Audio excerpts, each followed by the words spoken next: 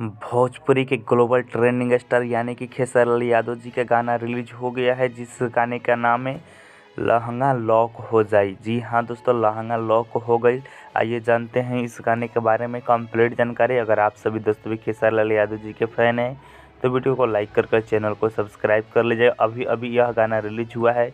आइए जानते हैं कैसे आपको सुनना है। ठीक है, तो सबसे पहले इस गाने के बारे में जान लेते हैं। ठीक है दोस्तों, तो सॉन्ग का नाम है लहंगा लॉक हो गई।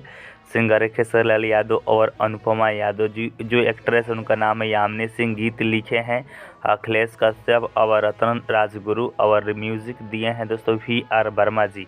अगर आप सभी दोस्तों को इस गाने को सुनना है तो यूट्यूब पे सर्च करना होगा महादेव रिकॉर्ड्स यूट्यूब चैनल। इसी चैनल पर रिलीज कर दिया गया है, जाइए सुनिए। ठीक है, अगर वहाँ पे नहीं जाना है तो आप इसी वीडियो के डिस्क्रिप्शन बॉक्स में मैंने लिंक डाल दिया है, तो सिर्फ लिंक पर क्लिक करना है, यह गाना ऑटोमेटिक चलने लगेगा।